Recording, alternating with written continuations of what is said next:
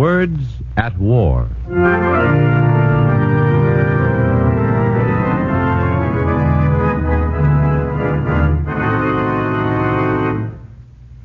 It is my deep conviction that unless we guarantee freedom of the press throughout the world, in the next generation, we'll be fighting World War number 3.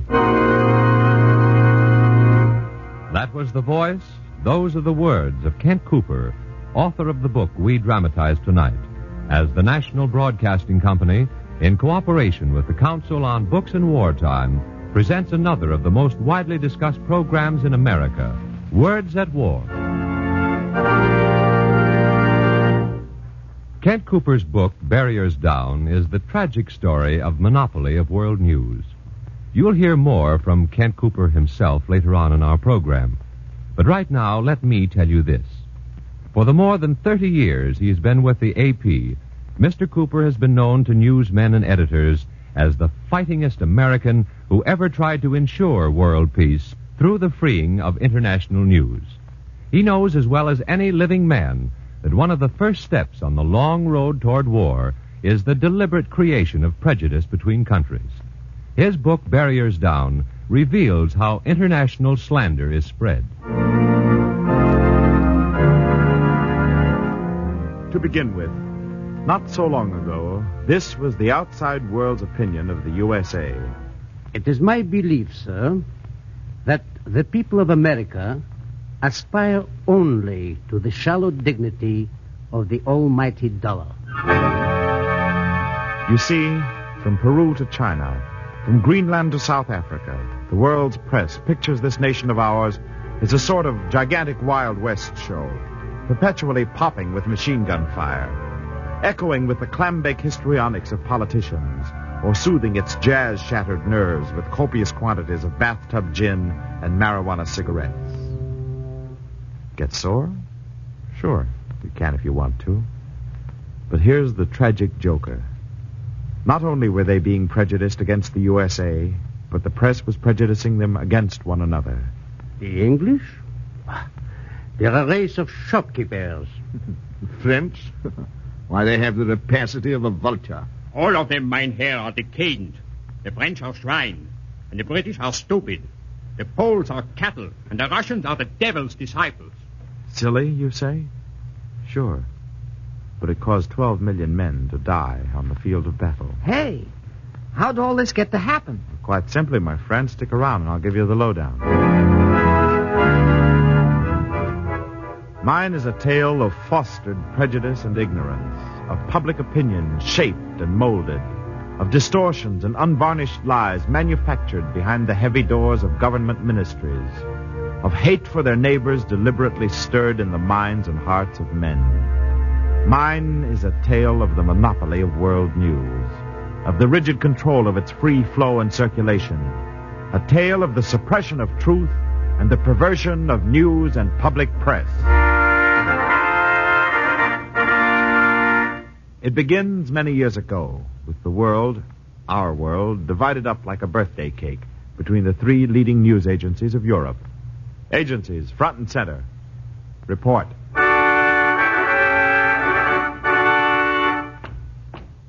Reuters of London. Havas of Paris. Wolf of Berlin. In the beginning, how did you divide the world for the control of the sale and gathering of news? This is one time truth will out. How did you divide the world between you? Here's how. To Reuters, exclusive control of sources and news dissemination in Great Britain, all the colonies and dominions. Egypt, Turkey, China, Japan. Sovereign rights to the sale of foreign news to the press of Mexico, Central America, and the West Indies, and in all lands wherein England exerts influence. Thank you, Reuters. And you? To Havas of Paris, absolute control of news distributed throughout the French Empire, in Switzerland, Spain, Italy, and Portugal. Exclusive rights to be sole distributor of world news in South America. Thank you, Havas. And you? To Wolf of Berlin, the territory of the whole German nation.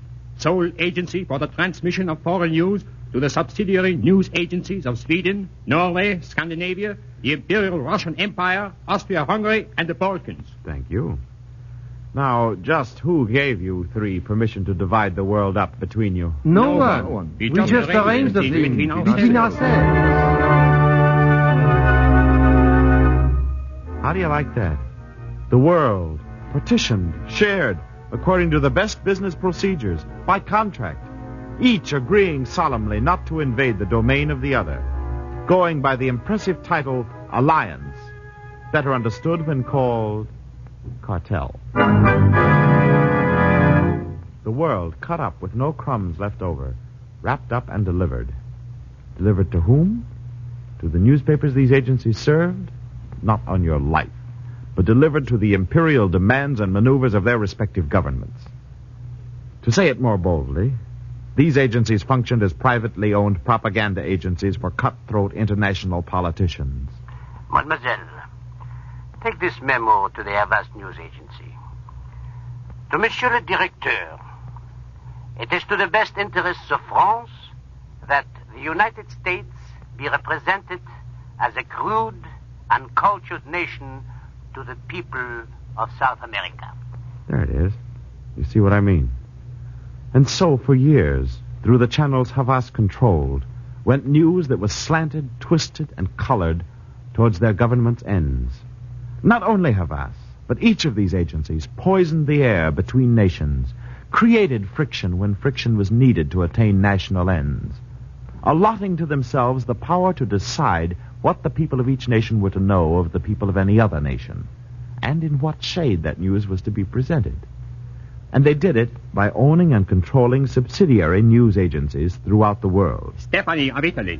Financially controlled by Havas of Paris. The Dutch agency. Owned by Reuters. The Portuguese agency. Owned by Havas. The Belgian? Half by Havas, half by Reuters. The Spanish agency. Owned by Havas. The Bulgarian. Wolf. The Russian. Wolf. And if any of these agencies became restless under their humiliating subservience and tried to break away, well... It just could not be done. Why? Well, it would cost millions to do it. They controlled the cables, held all the franchises. One word of complaint, and they could have ruined us. Yes, that's the picture. A tight combination of three agencies dominating 20 countries. And because they could control the press in other lands, because they themselves were often subsidized by their own governments, Havas, Reuters, and Wolf sent through their exclusive channels the tainted, corrupt news loaded with prejudice and breeding hate, all in the name of the welfare of their national state.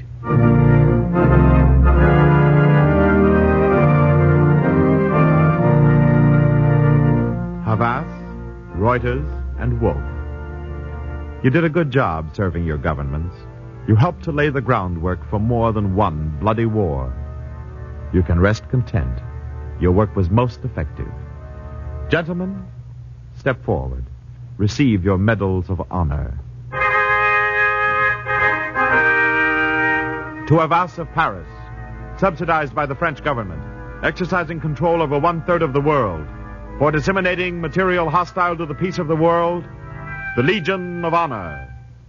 What we did, monsieur, we did for the love of la belle France. Oh? Like what you spread through South America, discrediting the United States? The people of South America will readily recognize that the home of world culture is France. France, the birthplace of Molière, Corneille, Voltaire, Victor Hugo. Their great neighbor to the north, great in area only, is a young country and has far to travel on the road toward culture. It, too, draws its cultural inspiration from La Belle France. Which should be entitled, How to Cut Throats and Influence Nations. What we did in good faith. Such as the report you sent out when the United States fleet was off the Chilean coast.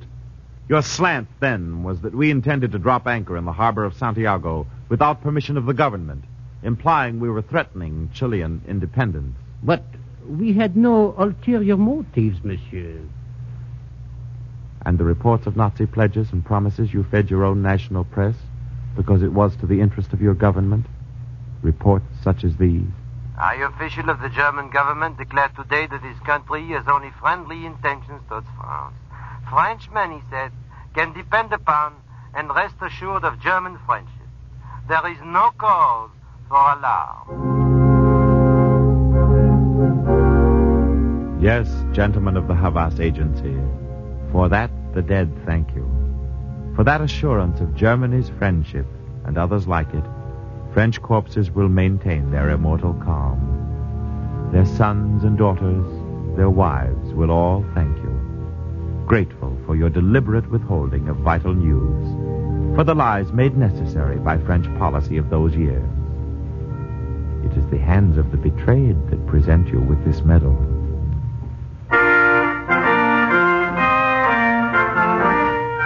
To Wolf of Berlin, controlled in its early days by the personal banker of the Kaiser, later as DNB, controlled by the personal criminals of Hitler. To you we award the Iron Cross.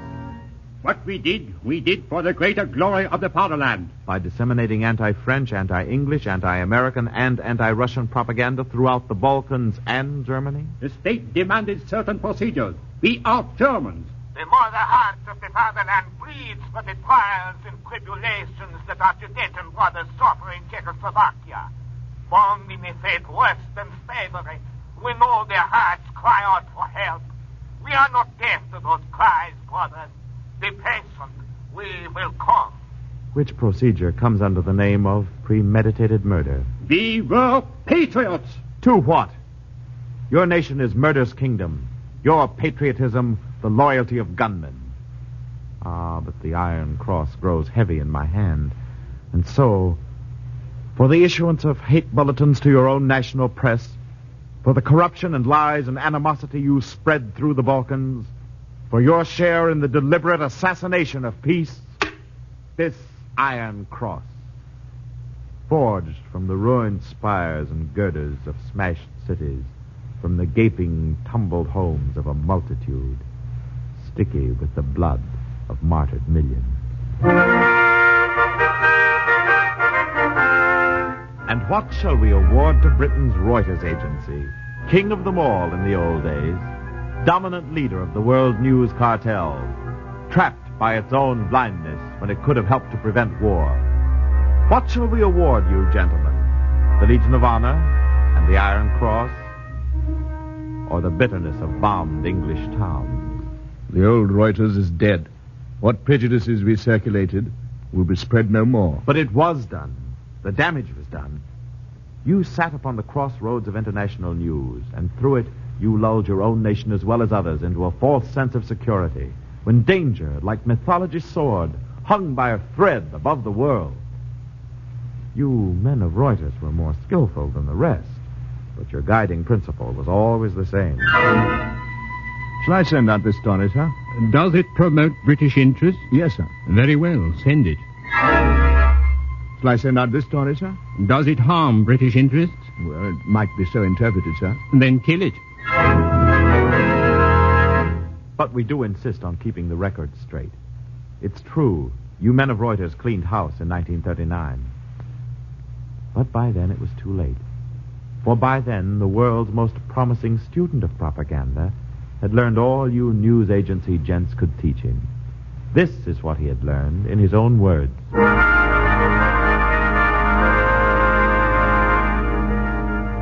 In the primitive simplicity of their minds, the great masses of people will more easily fall victims to a great lie than a small one. The most impudent lie will remain and stick, a fact which all great lying artists and societies of this world know only too well, and therefore also villainously use. And his name, this master student? Of course, Adolf Hitler. The state must not let itself be misled by the boast of a so-called free press, and must not be persuaded to fail in its duty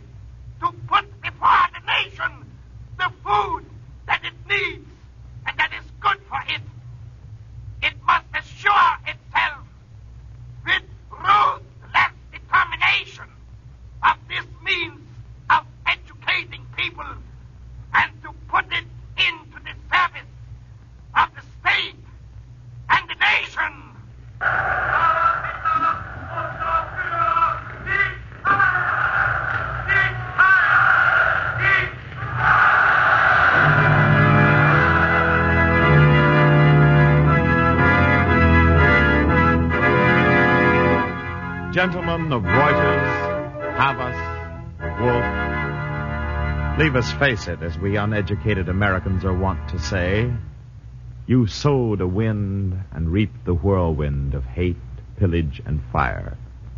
The opinions and the prejudices you fostered through your controlled news channels now come back to you and to us in the shape of shattered towns and blasted hopes, of seared flesh and vacant minds, and graves and aching hearts. And now, perhaps too late, we've learned the lesson that news is a powerful weapon, a weapon that can cause a war or keep the peace. Or have we learned this lesson? For those who haven't, bring on the grim exhibits. Let the victims come forward, the people who daily bought and read their press and believed. Let them come forward, those who during the intervening years of two great wars have been read to, preached at, and bargained for. Those who have been wheedled, coaxed, warned, and commanded through poisoned news. Let the victims come forward. First, Virginia Stevens, born in the town of Coventry, in England, the daughter of poor parents, her age 7. Virginia Stevens? She cannot answer. Why not? A child of 7 can hardly speak when she lies beneath 10 tons of rubble. You will find my baby under our house. If they could find her from so high in the air, surely you can find her from so near. How could they do it? How? In God's name, somebody tell me. 7 years old. Was she a danger to them? Could she have hurt them? Please, somebody tell me. What made them kill a 7-year-old child?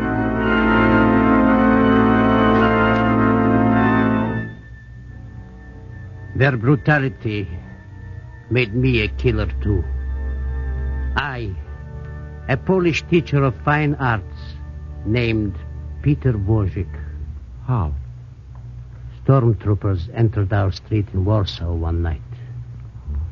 She had only gone downstairs for a moment, but they saw my sister. It was night. And?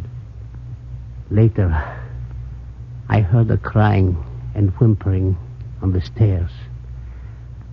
I carried her up. Her clothing was torn. She was bleeding. I put her on the couch and took the gun my father always had, and then I went downstairs.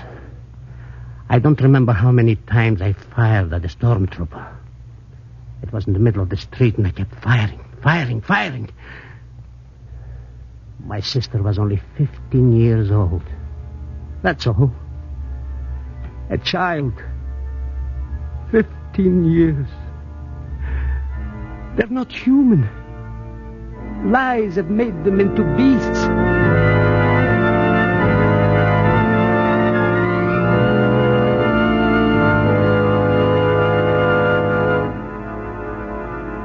There they are, victims all, symbols of millions, victims of all the hate and propaganda loosed upon the world. The young, the unformed, made into killers before they hardly know what it is to be alive. I am 17 years old, Herr Leutnant. How long you been fighting? 34 weeks before I was captured. 4 weeks in Germany, 30 in France. You still think you'll win? If the Führer says so, we will win. How do you feel about this pillaging and murdering of conquered peoples? Those people are inferior races, Herr Leutnant. How can you be so sure of that? Be sure? I have read it. Dr. Goebbels' newspaper says so.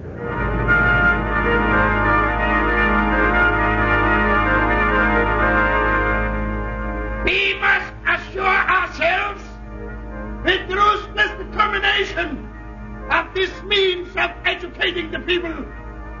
We must put the press in the service of the state and nation.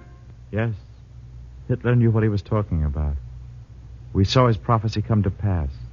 A whole generation corrupted by lies and distortions. Their avenues of information as tightly guarded as their national frontiers. Educated by a controlled press. educated to be beasts. And when we are reminded, we weep for their victims. But that is not enough. We must now solemnly resolve to build a future in which the printed word reflects only truth. A free, unhampered flow of news must be guaranteed so that this world war can end forever the hate and prejudice that brings slaughter and carnage in their wake. Hey. Yes? Why didn't they guarantee an international free press after World War I? They tried, my friend. They tried. Representatives of the American press tried to get it written into the Treaty of Versailles. Well, what happened? Well, this. The American delegate wishes the floor. Yes, Mr. Chairman. I have a proposal to place before this treaty-making body. A proposal which I believe will make future wars, such as the one just concluded, impossible.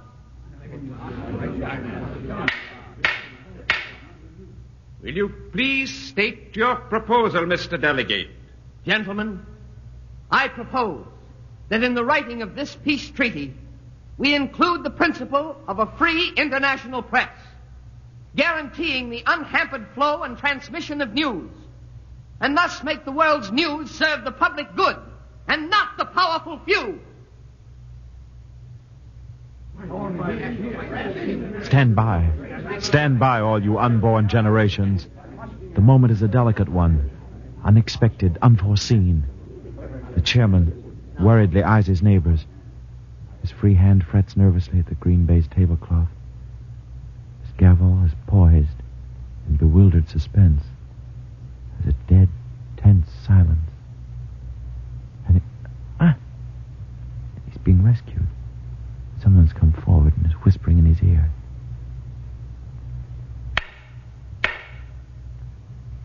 He's going to speak. People of the world, listen. You 7-year-olds in Coventry, you butchered innocents in Warsaw's ghetto, you gallant young Americans beneath the white crosses, listen. I beg to inform the American delegate that the question he raised is being taken care of privately. Next business. Next business. And the moment, almost grasped, roared by. We should have known that the conquerors would not deny themselves the use of the press as a propaganda arm. For although the battles were done, the war went on, behind office doors, soundproof and heartproof. After the Treaty of Versailles, the Wolf Agency was pushed into the background, but Reuters and Havas gripped the channels of world news more tightly than before. The matter had been taken care of privately.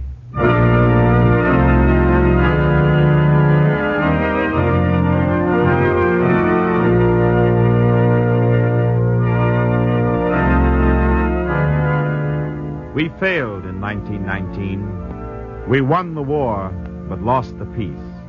We must not fail again. After this war, the press must be free. The techniques of circulating hate and prejudice must be banished from the world. How shall it be done? We are the people, the victims. Tell us how it must be done. Yes. We wait outside the treaty-making rooms when the decisions are shaping. And we stand in streets and squares. Through wind and rain, we stand patiently. Tell us, how shall we make sure that the spreading of lies will end? Petition your government. Demand that they include in the peace treaty the principle of freedom of the press throughout the world. We will demand. Yes, we will demand it. Demand that they guarantee that at least one news agency in each nation be owned and controlled not by an outside group, but mutually by the papers it serves. Yes. A cooperative, non-profit news agency. Yes. As Reuters is now at last owned by the British press. Yes. We will demand that. Yes. Demand that no news agency be restricted to making agreements with only one overlord agency, but that each one shall make such international news exchange arrangements as it will. Demand equality to all agencies in the getting of all official news. Demand equal access for each one to transmission facilities, wires, and cables. The truth must not be blocked. And with power to punish all violations, the treaty must prohibit the perversion of all news. It must forbid the inclusion of biased, nationalistic propaganda in the circulation of world news. We will demand all these things, for we are the victims.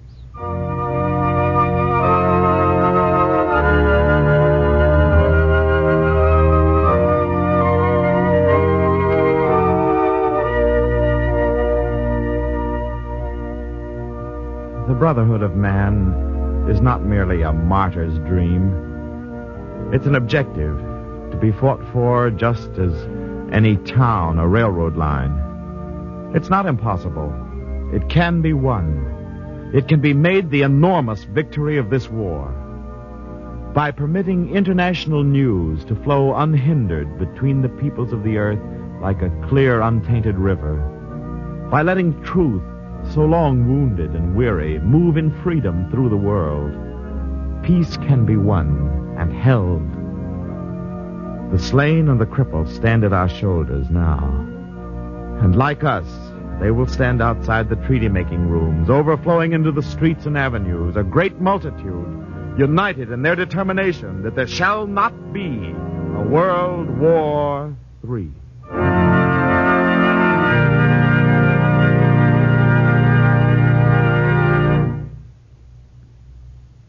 Ladies and gentlemen, a footnote to our program, given in person by the author of Barriers Down, Mr. Kent Cooper, General Manager of the Associated Press. Mr. Cooper. As a newsman myself, I have sought independence in gathering and disseminating the news of the world. I am not alone in seeking that idea.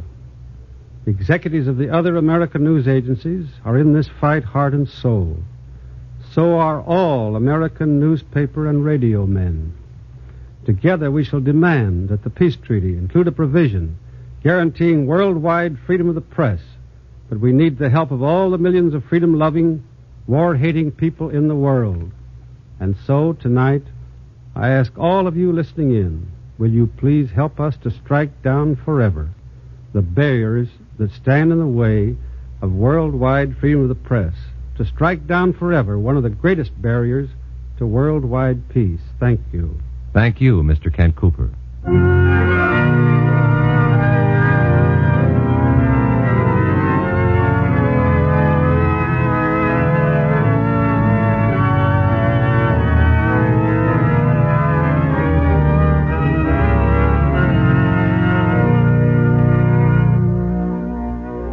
Tonight on Words at War, we've brought you Barriers Down by Kent Cooper.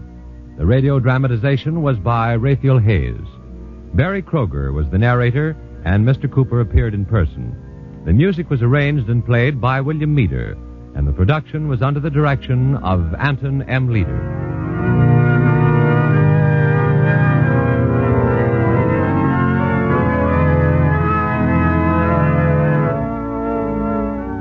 Next week, Words at War will present the radio dramatization of Camp Follower by Barbara Claw.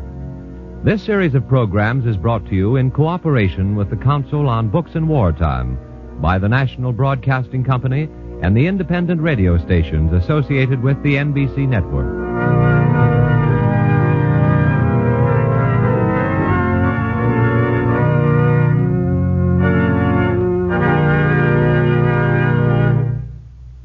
Jack Costello speaking. This is the National Broadcasting Company.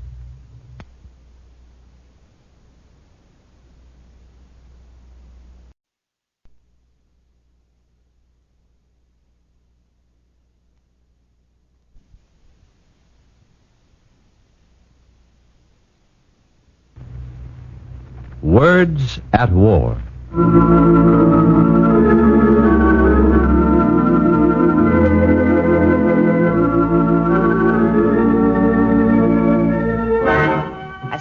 Feeling sorry for Army's wives.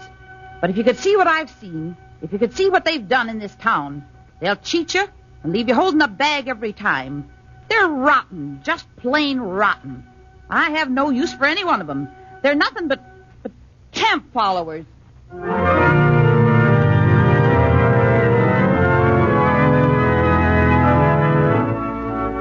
The National Broadcasting Company, in cooperation with the Council on Books in Wartime, presents another one of the most widely discussed programs in America, Words at War, dramatizing the most representative books to come out of this great world conflict. Tonight's program is based on Camp Follower by Barbara Claw. Her story, as told in Camp Follower, is familiar to thousands of women who have shared the same experiences. But to the rest of us, it brings the realization that the much-maligned Army wife has been doing an important, if unrecognized, job of morale building. We present Camp Follower in a special radio dramatization by Priscilla Kent.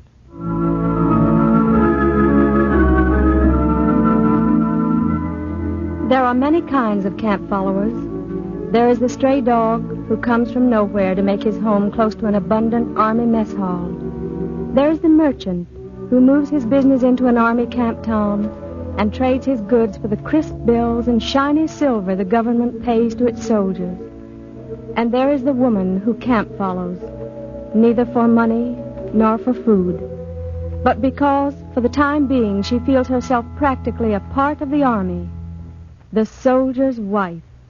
The Jeffersonian, leaving on track 6 for Pittsburgh, Columbus, Dayton. I had always dreaded the process of shoving, waiting, and dodging my way through Washington, D.C.'s Union Station. But on April 1st, when I caught the Jeffersonian to leave Washington for good, I loved the whole familiar, dull procedure. Aboard! Aboard!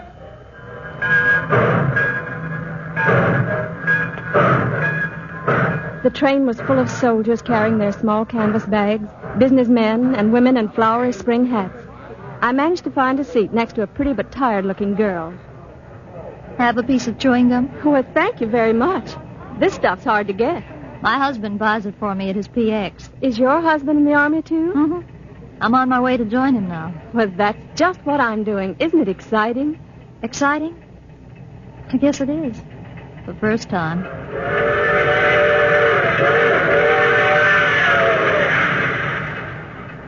So you're going to Camp Crowder? That's right.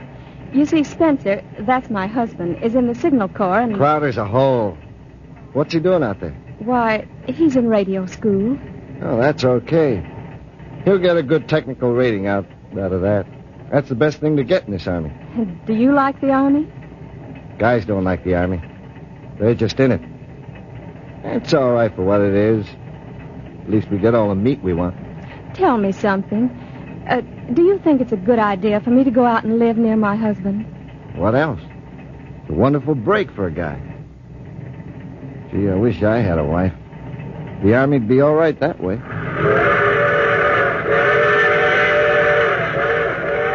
Louis, Max. St. Louis.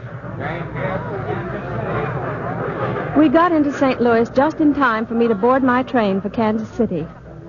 Hundreds of us stood in front of the train gates, jockeying for position, waiting. It isn't only the men in the Army who get used to waiting. The Army wives get used to it, too. In time, I was to learn the art of waiting, of stretching out little tasks and insignificant thoughts.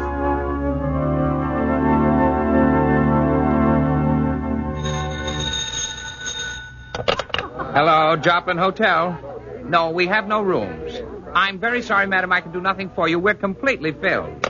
My name is Mrs. Spencer Claw. Young lady, I don't care who you are. There isn't a vacant room in the entire hotel. I have my room already. I checked in this afternoon. Well, what's wrong with it? Well, nothing. I just wanted to ask you if anyone had telephoned or inquired for me. Who are you expecting? My husband. Oh. He's at Camp Crowder, and he's supposed to meet me here this evening, but there are so many soldiers here. There'll be more before the evening's over. But do you think anything could have happened? I mean, wouldn't he let me know if he couldn't He'll show come? up, lady. The best thing to do is just stay in your room and wait for him. Hello, Joplin Hotel. No, we haven't any rooms. None at all. I went back to my room. I tried to read, but it was no use. I looked at Spencer's picture in my wallet. I hadn't seen him for 6 weeks, but it seemed like 6 years. I remembered what the girl on the train had told me. It's a shock when you first see your husband, in strange clothes and talking so different. And the worst thing is that they even look different. I sat on the bed, staring at the door, half ready to laugh at myself and half ready to weep. My hands were perspiring, and I smoked cigarettes half through and ground them out. Finally, I got up to comb my hair for the 9th time. Come in.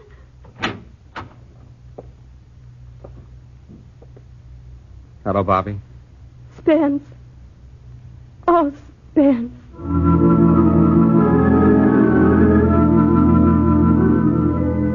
It was all right. It was all right.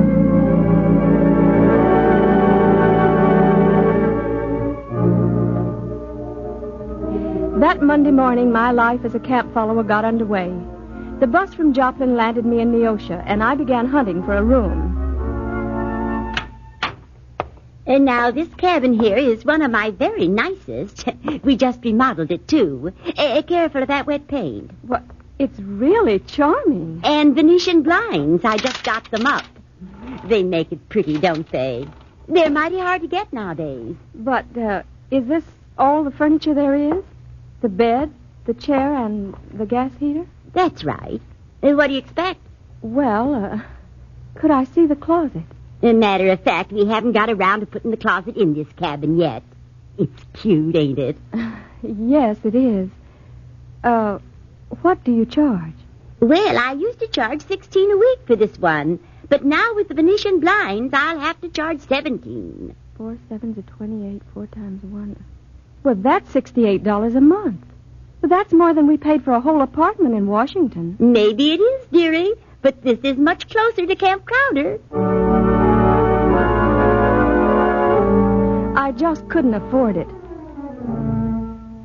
As a last resort, I hunted up the Traveler's Aid office. What a town. Gosh, my feet are killing me. How's that place on Wood Street you went to look at? Same story. She didn't want kids. You'd think it was a sin for a soldier's wife to have a child. It is, honey. Oh, well, I don't know what The office was mobbed with girls. I lit a cigarette, sat down on a camp chair against the wall, and lingered after others had gone, hating to hit the pavements again. Traveler's Aid office? Oh, yes, Miss Upton. Yes, certainly I will, Miss Upton. Thanks so much for calling us. Oh, Mrs. Claw. Yes? You might try this place. A vacancy? Yes. I don't know what it's like, but you can look at it. Let me know what happens, will you? The woman has refused to rent the room to the last 5 girls I've sent over.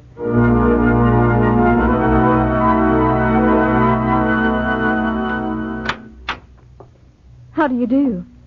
The Traveler's Aid sent me to see the room you want to rent. Come on in, dear. Excuse the way I look, won't you? I just got back from work.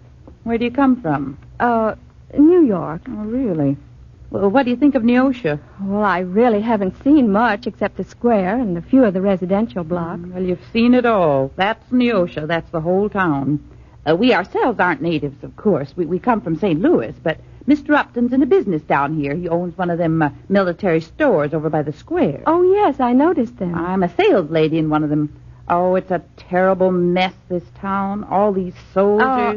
About the room. Oh, how long do you want it for? Well, for as long as my husband is stationed at Crowder. What kind of a schedule's he got?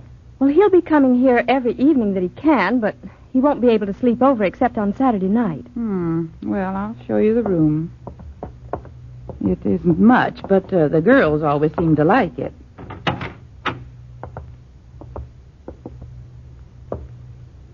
Well, I think it's wonderful. Did the Traveler's Aid tell you what I charge? No, they didn't. Well, I charge $8 a week. I could get $13 for this room on account of it having a private entrance, but I wouldn't want to take it from you girls. Well, I'd like to rent it if it's all right. Yes, it's all right. I don't give kitchen privileges, you understand.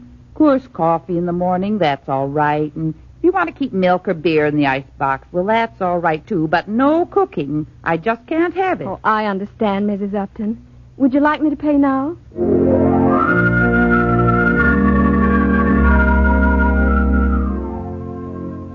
A few nights later, when I brought Spencer in to meet the Uptons, they were friendly and made us feel very much at home. But after we retired to our rooms, Spencer asked, That girl who was sewing, where does she fit into the picture? Oh, that's Mabel. She's another Army wife. Oh? She works for them. 9:30 at night she works for them? She can't afford to pay $8 a week for a room, so Mrs. Upton lets her do all their cooking and cleaning and charges her only $4 for a room. Something tells me I'm not going to care for Mrs. Upton. Oh, she's not so bad. I hope. But before many days had passed, I found myself echoing my husband's sentiments, especially after... Bobby, I want to talk to you private. Why, certainly. Come in, Mrs. Upton. Look, one of the girls, Pat, is leaving today, and I won't be here when she goes. So, Bobby, you just sort of, watch that she doesn't take anything, will you? Of course, I just couldn't believe she'd steal. I couldn't believe that of anyone, but you know, you never can tell. So you just keep an eye on her, won't you, Bobby? This was the first time I became actively aware of Mrs. Upton's spying. And then Mabel told me that she was spying on me, too. She calls up every morning from the store and asks me, just casual like, what you eat for breakfast. This morning she wanted to be sure you didn't touch her new strawberry jam. She thinks everybody's out to cheat her.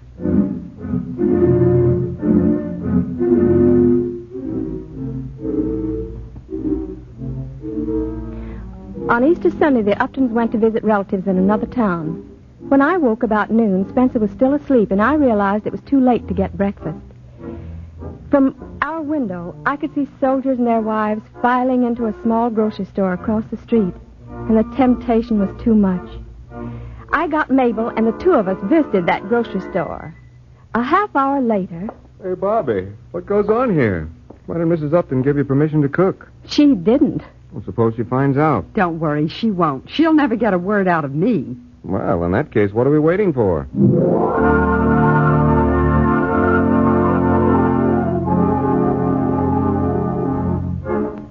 Bobby, she gave me the 3rd degree this morning, after searching the icebox and counting the oranges.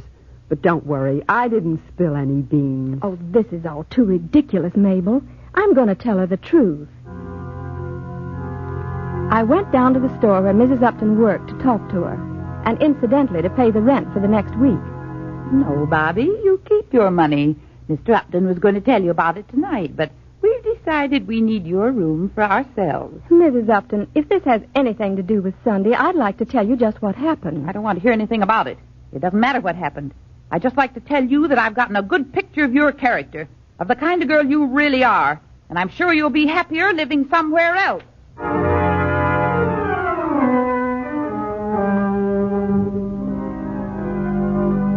Well, as it turned out, this blow was a blessing in disguise. I found another room with a Mrs. Blake, a thoroughly pleasant woman who, wonder of wonders, allowed me to use the kitchen. To be sure, it was a little confusing trying to eat with two other couples and Mrs. Blake and her son in one kitchen, on one stove, from one icebox. But we were determined to make a go of it. The first night in our new home...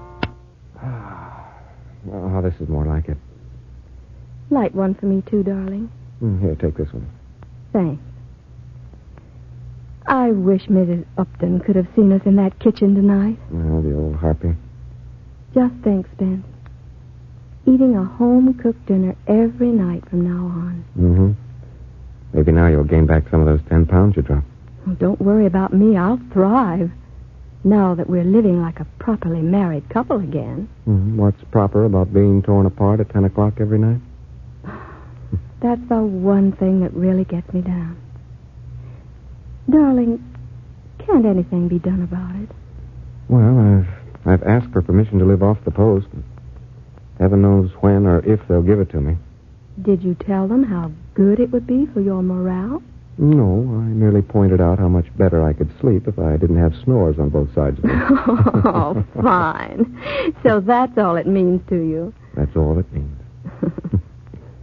Say, the Andrews seem to be a nice couple. Jane and Bruce? Mm-hmm. I like them, too. Jane's going job hunting with me tomorrow. Oh? She's had more experience at it than I have. She's been through this routine at 2 other camps, and... Spence, where are you going? 10 o'clock. Already? Mm. We've hardly had a chance to say anything. I know, honey. If I don't get back to Camp PDQ, my sergeant will say plenty. Good night, baby. Good night, darling. See you tomorrow night. If I don't get detail. Oh, and good luck with your job hunt.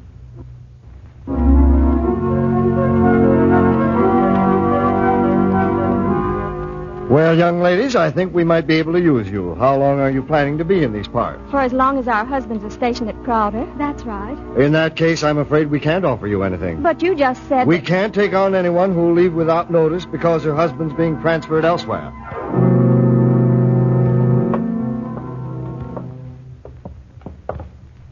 But, Jane, are you sure they have jobs for civilians right here at the camp? Of course. See, the information clerk is a civilian. Well, what do you want? Not a very civil civilian. Where can we find the director of civilian employment? He's out today. What do you want to know? Well, we'd like to find out about getting jobs at the camp. Our husbands are stationed here, and we thought that... Our only openings are in the camp laundry. Well, what kind of jobs are they? Straight laundry work. Washing clothes, folding shirts, ironing. Nothing else? No, nothing else. Sorry, ladies, we're not interested in transients. Any luck with the jobs today? None. Any luck with your CO? About what? Permission to live off the post? Oh, no, not a word.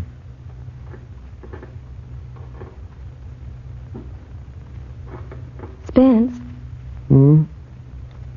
I hate to tell you this, darling, but it's almost 10 o'clock. Oh, Lord. Where are my shoes? I'll put them on for you. Give me your foot. Thanks. What are you going to do tomorrow, honey? Well, Jane says there's an employment service for soldiers' wives at the USO Club. So we're going to try that.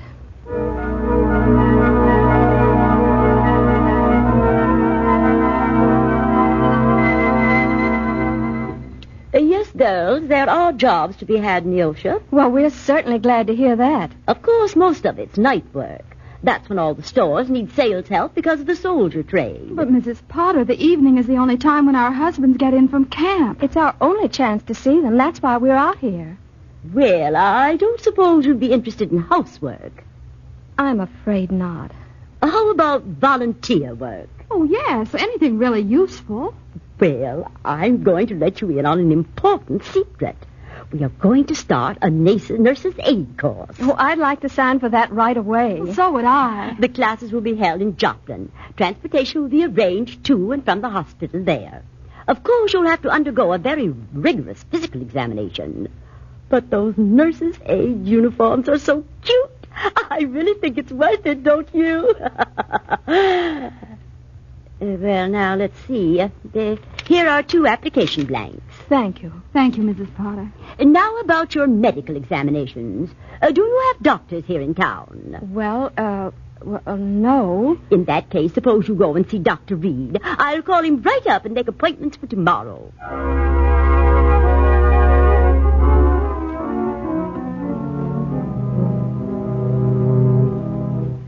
Gosh, Bobby, that examination gave me the creeps. Me too.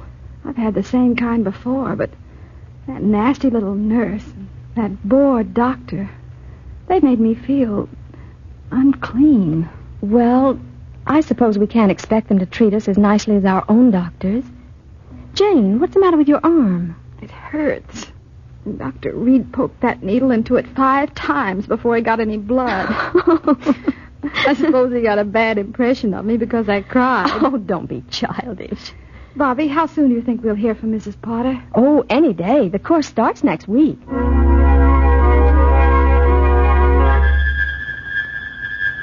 Mrs. Claw, you passed the examination with flying colors. But I'm afraid it's quite a different story with Mrs. Andrews. Well, Mrs. Andrews is right here. Would you like to speak to her?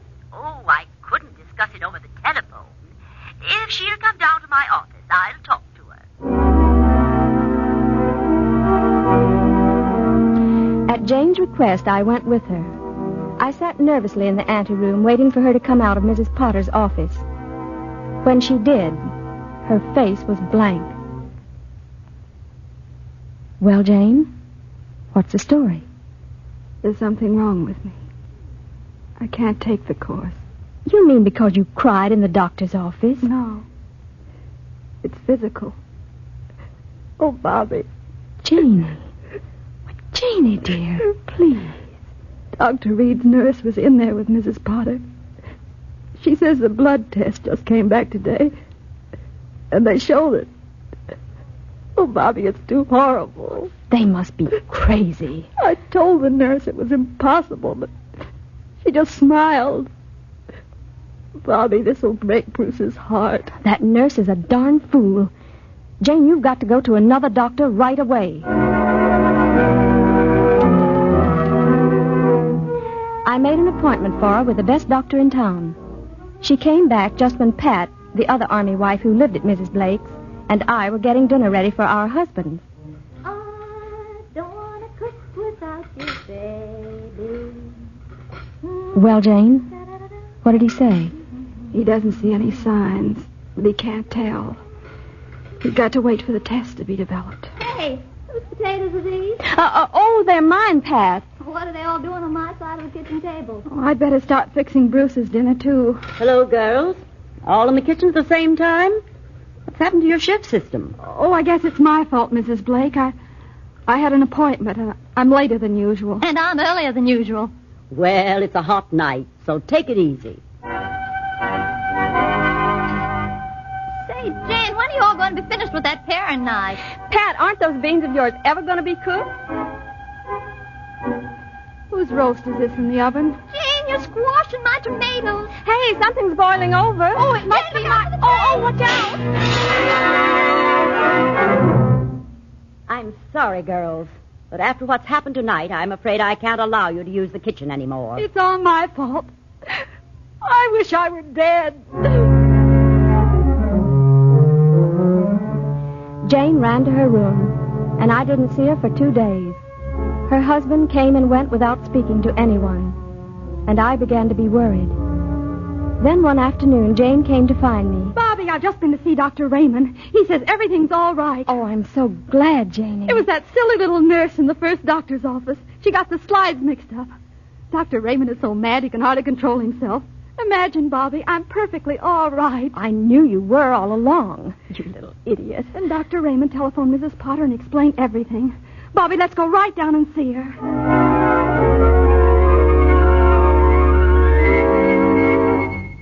I'm sorry, Mrs. Andrews, but you're not eligible for the course.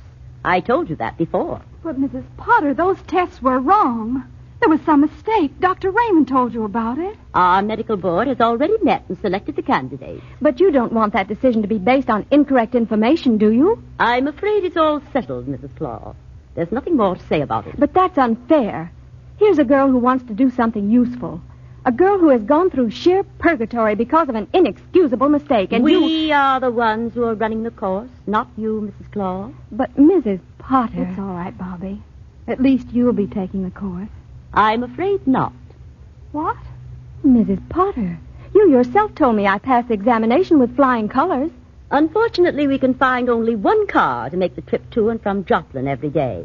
And since it holds only 4 people, we decided to accept Neosha girls instead of Army wives.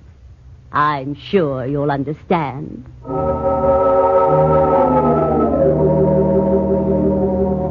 One hash, 2 hamburgers, hold the onions. Aren't you going to eat your meat, Bobby? I don't feel very hungry. 2 coffees. Is it because the food's so bad or because of Mrs. Potter? I guess it's a combination of both. I'm sorry to be so low, dear. Well, maybe this will cheer you up. I got it. You got what? Permission to live off the post? Spence, you're fooling. Not about a thing like that. Oh, darling, how wonderful. Oh, that makes everything all right. Oh, I can hardly believe it. When does it begin? Tomorrow night. I'll be home, bag and baggage, so you'd better make room.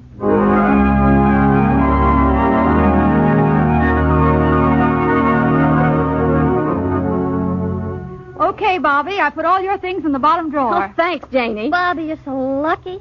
Having your man home every night, all night. I sure wish Bill'd get that break. Well, maybe he will, Pat. Say, what time is it, somebody? Almost 5 o'clock. Is that all? Oh, your watch must be slow. Do you think he'll like the new curtains I bought? I tried to get a bedspread to match, but this is the closest they had. I think I'll get a new blotter for the desk. It'll look much better this way, and then... Hello, Bobby. Spence, you're early. Oh, darling, I'm so glad. Where are your things? I didn't bring them. Why not? My permission was canceled, baby. We're shipping out tomorrow. You're shipping out? Mm-hmm. To California. Camp Beale. California? Tomorrow? Mm-hmm. Oh, Spence. Can I go with you? I'm afraid not, honey. We're going by troop train. Oh, darling. Oh, don't worry, Bobby. As soon as I'm settled out there and know the score, I'll send for you. You're becoming a real camp follower, aren't you?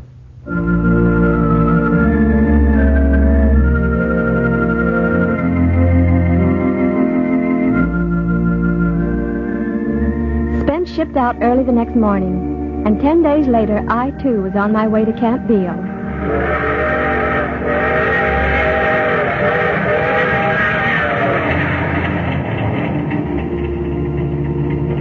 Now that I was leaving Neosha, I felt neither bitterness nor joy. Only a surge of sympathy for the army-swamped little town. The girl sitting next to me was young and friendly, and oh, so eager. I offered her a cigarette. Well, thank you very much. They're hard to get. My husband buys them for me at his PX. Oh, is your husband in the Army, too? Mm-hmm. I'm on my way to join him now. That's what I'm doing. Isn't it exciting? Exciting? I guess it is. The first time.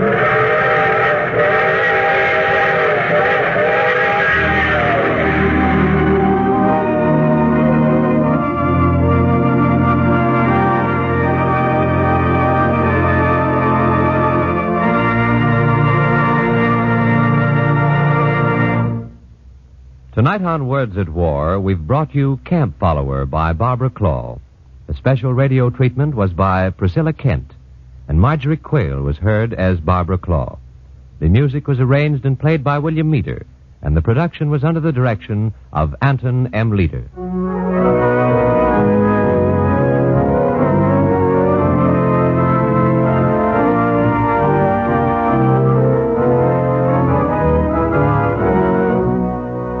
Be sure to tune in again next week for 10 Escape from Tojo by Lieutenant Welburn Kelly, another in this series of Words at War.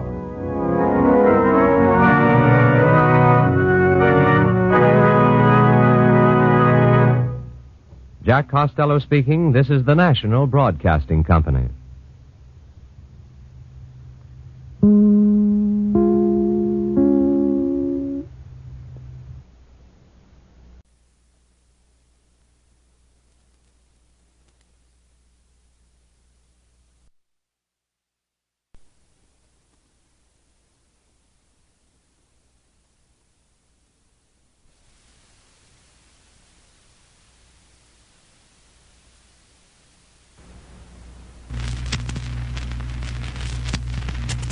Words at War.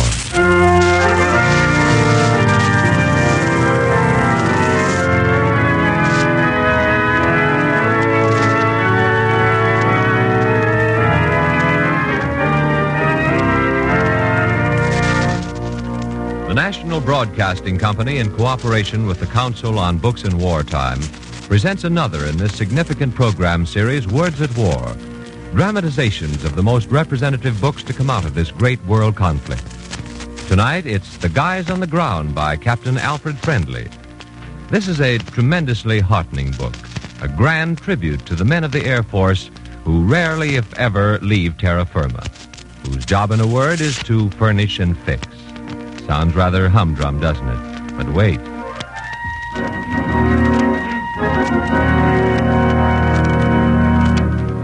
The story begins in one of our larger cities. The time is not so long ago. 3 young fighter pilots are back on leave after long periods of combat duty, and they've been attending a war bond rally. But now as they return to their hotel suite, they've but one thought in mind. They want to relax. Oh, home, sweet home. Oh, this couch feels right. I'm pooped. Me for a shower. Will somebody get room service? Because I'm thirsty. Put down that phone book, Collins, and call room service. Oh, yeah, but call the cutie later. Get room service, will you? Wow, mental telepathy, room service. Come in. May I come in? Why, Sure. Come right in, Hetty. Susie. That's Captain Pennypacker, Susie. Ignore him. May I introduce myself? I'm, Major Richard Collins? Well, that's right, but how did... Hey, you guys, where's that room? Oh. And you're Major Russell, aren't you? She knows our name, Susie does. Anybody here expecting a summons or something?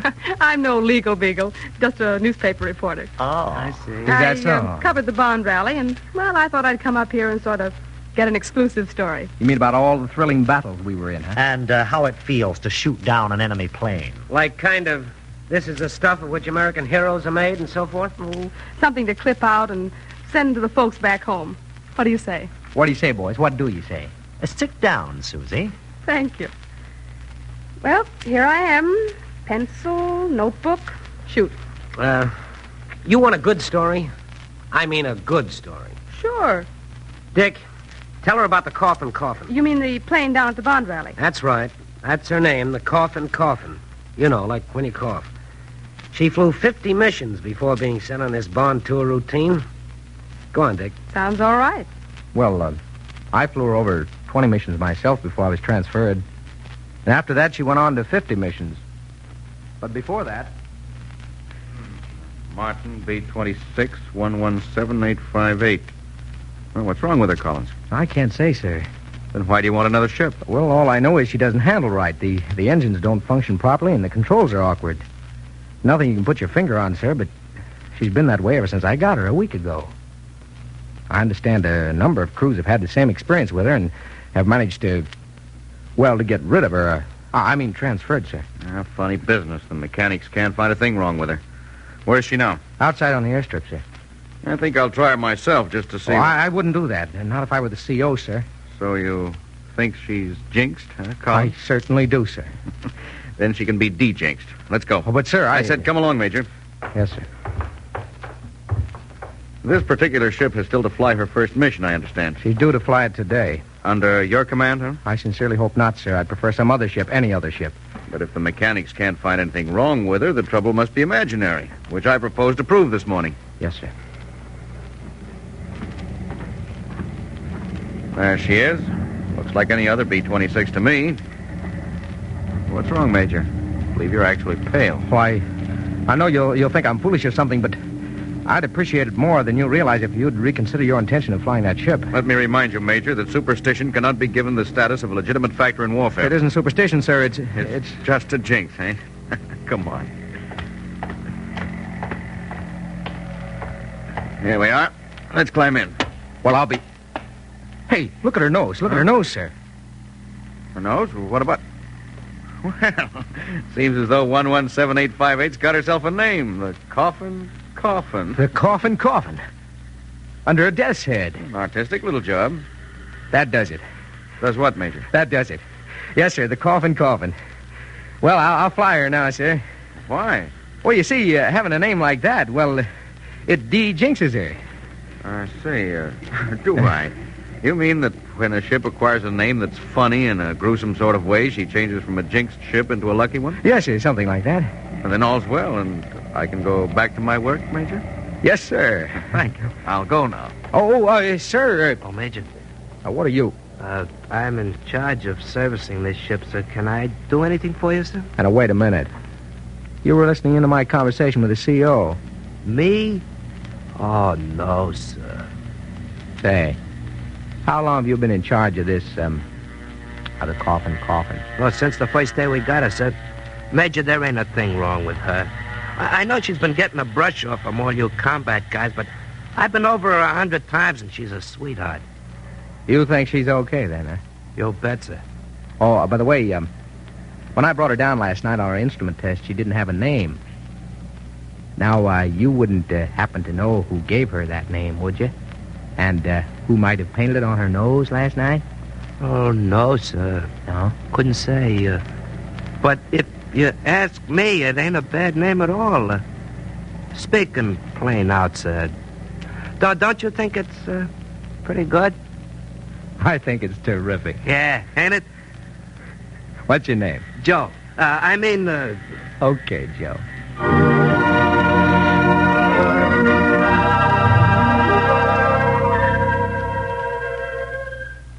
Okay, then what? Well, After I got switched to another theater, Joe and I kept in touch. She kept flying all those missions, and Joe and his crew put more hunks of aluminum into her shot-up hide than they could count. They changed her engines and fittings so often that all was left of the original coffin was her name. But, and here's the payoff, not one man in any of her various crews was even slightly wounded.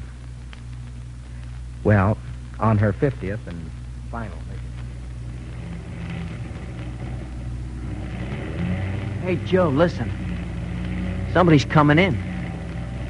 Trying to, you mean? Better get the crash truck and the meat wagon, too. Hello. Crash landing coming up. Check the crash truck and meat wagon. Right. Hey, look. It's the coffin. Yeah. One motor's out. Look at that belly full of flak. It's all torn off. The wings all chewed up, too. Look at that right landing wheel. Son of a gun. The strut shot off.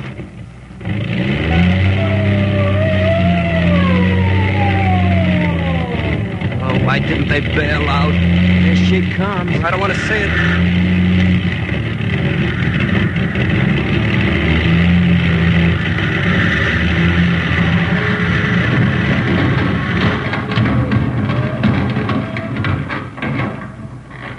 Open your eyes, Joe. They made it. They made it? Yeah. Come on, let's go.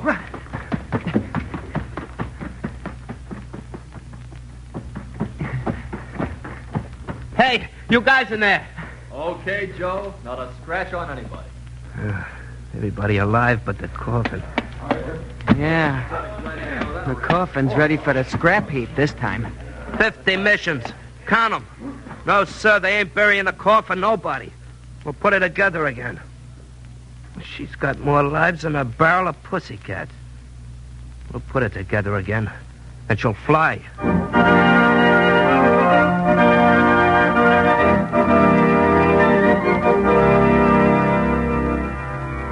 And that's just what happened, Susie.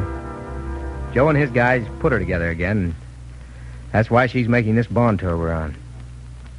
Yeah, the coffin's still enjoying the best of health. That's a good story, but... Well, But what? Well, how about something that's got more bang-bang to it? You mean shooting down enemy planes and all that? Sure, that's the stuff. Oh, come on, boys, don't be modest. After all, you're heroes. Have a smoke? Thanks. Well, I'll tell you one. Tell her about the odds and ends. She was a 2-in-1. A ship that was made out of the front end of a smash bomber and the back end of another one. The guys on the ground took those two parts and put them together like a surgeon would put a hand on a wrist, with all the nerves and muscles and blood vessels hooked up perfectly. Yeah, I heard about that, but I saw this one. Lots of action, eh? You said it. Go ahead. I'm taking it all down. This was when I was in India. I was in temporary charge of the squadron, 10 Liberators. One day I had to send 4 of them into the service center. They were in bad trouble. What's the dope on those 4 Liberators, Sergeant? It's the generator cannon plugs. Busted, cracked wide open, no can fix. How long will it take to install new ones? There ain't any in stock. But we can't keep 4 bombers out of action until we get some from the States. Our force is small enough as it is. This is serious. Can't you put them together again somehow? With what? The only stuff that's any good for generator plugs is something that can be machined, that won't break or crack, that can stand terrific heat, and that won't conduct electricity. Wonderful. We can't get along with 4 bombers less. Fine time for me to be put in charge of this outfit. Think of something, will you, Joe? Oh, sure. Okay. I'll be back. Murder. Hey, Joe, come on over here, will you? Yeah? We gotta invent something. Again? Cannon plugs. Uh-oh. 4 ships out of 10 grounded indefinitely on account of some lousy plugs we ain't got. Dust off your brains, kid. We gotta think of something.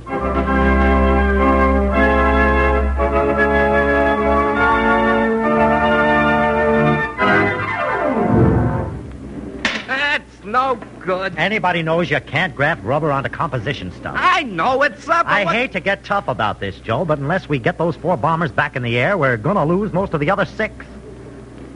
The odds are big enough the way we've been working with 10. Yes, sir.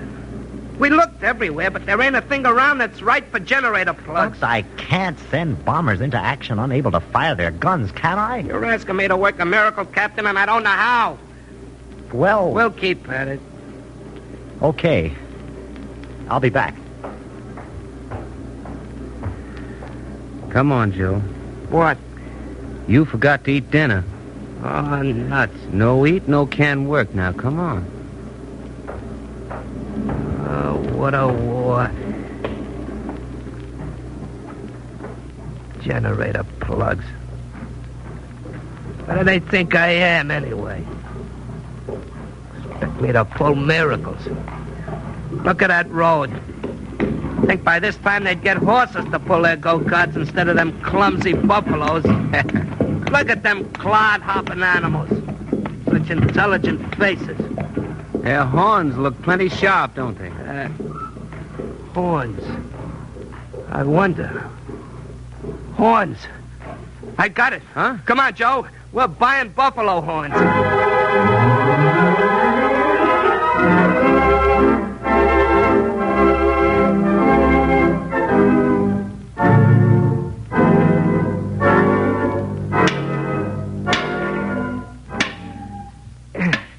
Nope. Can't break them. What's next? Oh, we'll throw them in the furnace and see what happens. Here. Okay. In the furnace. And now what? Well, next thing, sir, we check this other pair for electrical conductivity, like this. Now I give them the juice. Go on. 2,200 volts. Look at that meter, sir. Register 0. Good. Now, if they'll only stand the heat. Look at them in there. Red hot already. Lift them out with the pinchers and drop them in the dirt. Right. Oh, hand me the sledge, sir. Yeah. Here. Up. Stand back.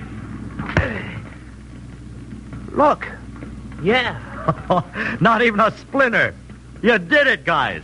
Yeah. Slap them on the lathe, size them and shape them, drill holes in them for the points, and buffalo horns get to be cannon plugs. You did it. Yeah. That buffalo's wonderful.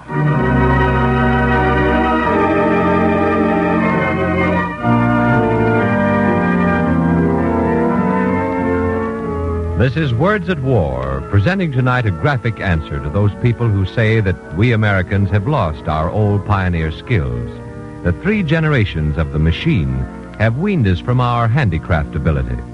This dramatization of The Guys on the Ground by Captain Alfred Friendly proves beyond doubt that to the old frontierman's cunning, modern Americans have added the skill to work on their problems with machines, that by using machines, we creatively have become the conquerors of raw nature.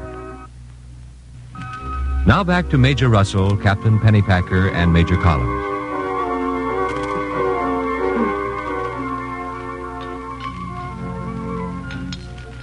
How about a drink? That certainly is a swell angle. I mean the ground crews. Yeah, you don't hear much about them, but... But they don't make good copy. I mean, the way you fellas do. The fighter pilots have captured the imagination of the people. Oh, no, wait a minute. Don't get the idea the service command stays on the ground all the time. Hey, Russell, what about the one you were in with that kid? What's his name? Coldwater. Joe Coldwater. He was killed by a bomb about a month ago. But he and I did a little job together. Something extra special. Would you mind? It was to fly a plane out of a spot where it was repaired following a crash in England. The idea is to save valuable time getting it back to action. I remember that Jeep and that...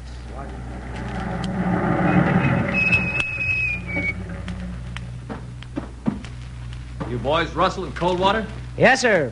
I'm mighty glad to see you. Too glad if you ask me. Shut up. I'm Captain Squires. You had your lunch? Yes, sir, but we darn near lost it in the Jeep. Oh, don't worry about the field. The engineers are laying out a runway for you. Well, let's take a look. Well, now, you say you're sure you've had your lunch? Yeah, stew.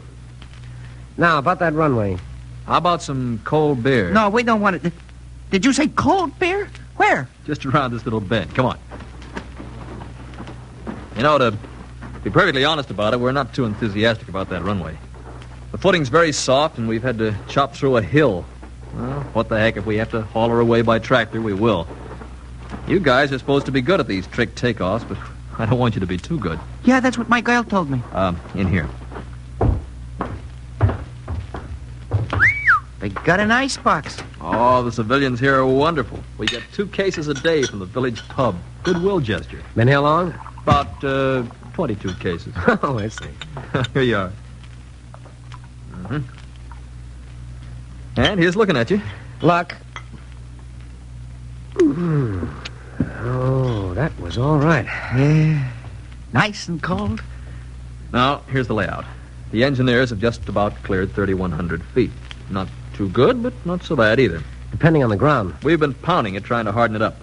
Halfway down the runway, we made a cut in the hill to keep the path level. Did you say path? That's right. Got any idea of the wing clearance? About 6 feet on either side. Oh, that's ducky. Of course, we could go to work and slap down some more of that hill. No, that wouldn't help much, I'm afraid. Doing it without a steam shovel would take too much time. Anyway, the wing clearance doesn't bother me too much. It don't? I'm thinking about the ground. Feels like second cousin to a swamp in spots. 3,100 feet is okay if she'll keep from sinking into the mush. It's a case of threading a needle at 80 miles an hour any way you look at it. Yeah, with a needle propelled by 4,800 horsepower. Well, let's take a look anyway.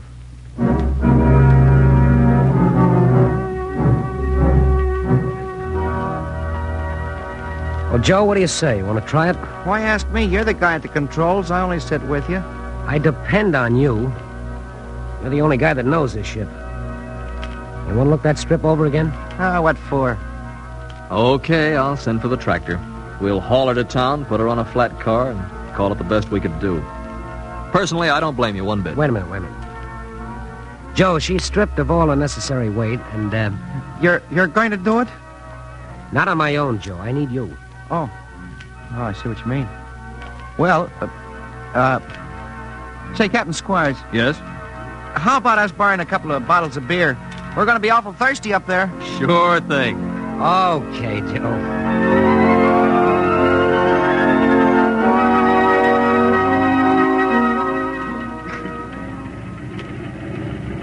So long.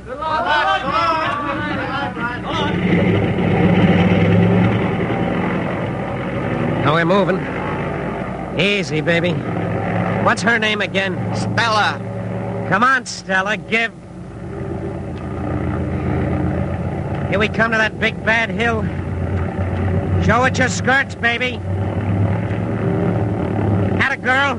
Yeah, we're in the clear. Thank you, Stella. Now say goodbye to everybody. Come on now. Come on. She's sinking in. Give her the gun. Come on, like a sweetheart. Upset Daisy. Easy now. Easy does it.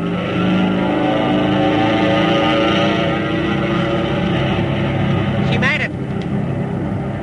We're in the air. Stella, honey, I love you. Honest.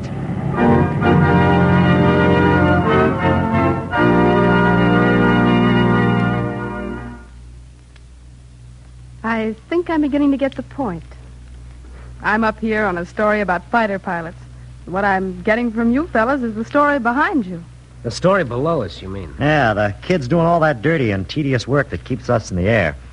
They're the same kids who used to keep their flivvers in one piece with haywire, chewing gum, and rubber bands. Say, that's a swell angle. How much of all this we've been telling you are they going to put in the paper? Well, that depends. Collins. Remember that one down in India that you were telling us about, you and that Liberator? Yeah, that's right.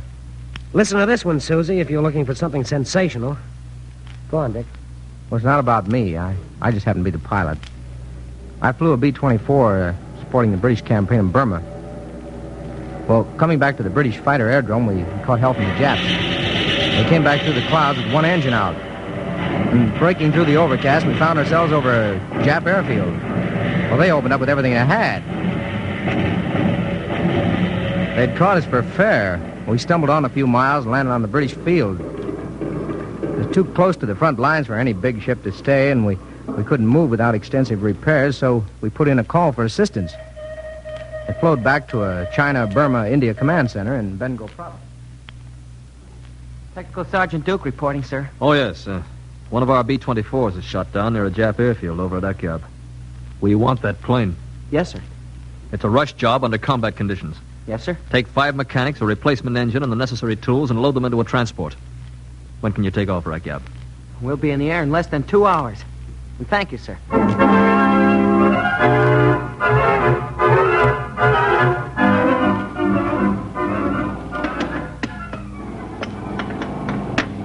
How's it coming on the fuselage, O'Toole? 2/3 of our lines and cables are out. Take another 5 hours at least. It'll take that long to put our wings together. You can use some more light. Move over another searchlight here, will you, somebody? Yeah, so I can see what I'm doing. The Japs, too. We gotta be out of here by dawn. Us, the ship, everything. Before the Japs get a chance to look over the easy pickings. Hey, what's that? It's a Jap plane. Take cover, everybody!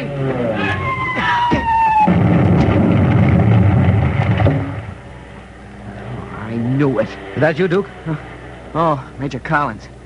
Looks like we slid into the same base. No good for baseball, but perfect out here. They want that Liberator. So do we. Sounds like he's going back to get more bombs. Yeah, and more playmates. Maybe they'll wait until dawn for a potshot. They're wasting their time. Okay, you guys. Back to the plane and speed it up, will you? Hey, they got Marlene Dietrich over at the base this afternoon. We don't want to miss her.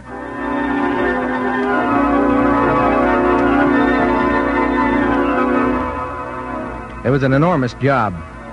5 men out there in the night doing a job that under normal conditions would take at least a week.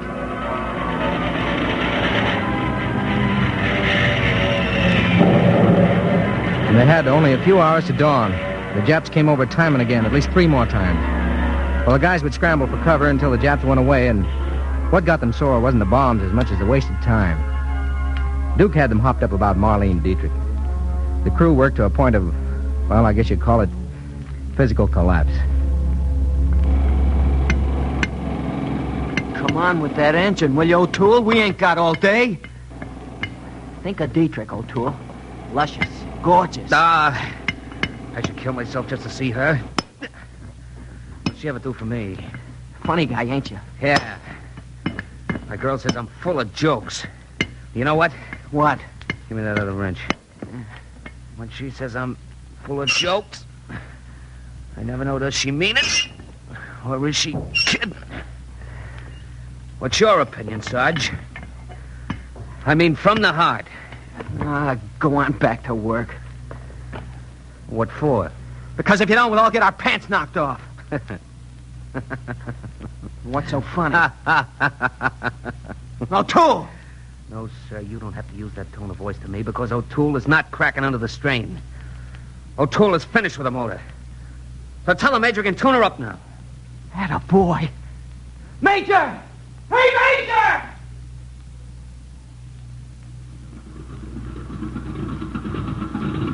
And so, just as there was the faintest streak of gray in the black skies, I took over the controls of the ship barely 48 hours after she had limped in, practically wrecked. Yeah, thanks to 6 guys who worked straight through without a let-up.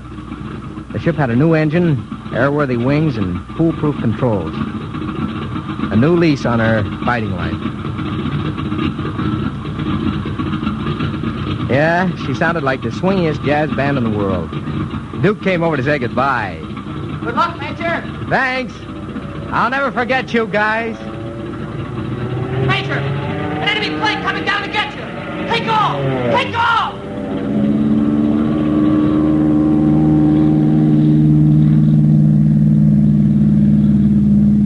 I gave her all she could take and got off the spot after I'd gone about 200 yards. The Japs' bomb hit the exact spot where my ship had been a moment before. But Duke's guys had the satisfaction of seeing British fighters knock down 2 of the raiders from their slit trenches.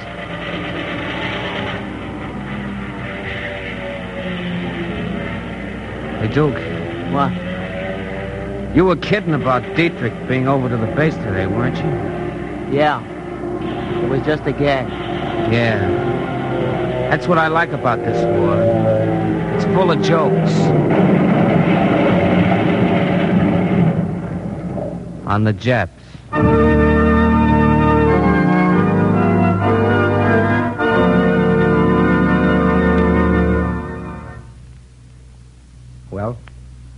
get you something, Susie? Please. Thanks. Well, did you get that one all down on paper? I want to thank you boys for a marvelous story. It's really a new slant. The guys on the ground. All they get is their jobs, no medals, no ribbons, no publicity. Yeah. And when they read about this hero and that hero and all the planes he shot down, they darn well know that the ground guys made all those victories possible. I've got the story. And thanks a million. Now all I need's a lead. You know, first sentence. Got any ideas? How about this? Quote. If a motto ever truly belonged to any group of men, this one belongs to the guys on the ground. The difficult, we do immediately. The impossible takes a bit longer. Unquote.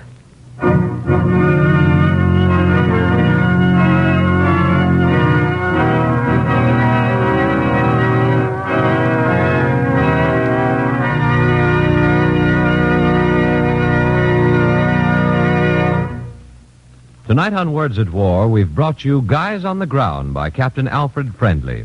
The radio dramatization was by Peter Martin. The cast included Frank Lovejoy, Lawson Zerby, James Monks, Bill Quinn, Larry Haynes, Louis Van Ruten, Martha Faulkner, Michael Fitzmaurice, and Owen Jordan. The music was arranged and played by William Meader, and the production was under the direction of Herbert Rice.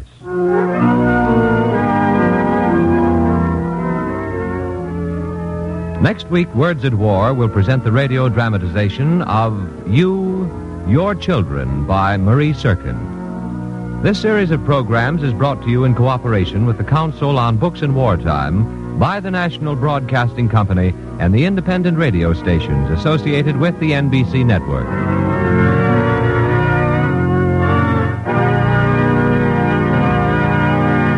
Jack Costello speaking. This is the National Broadcasting Company.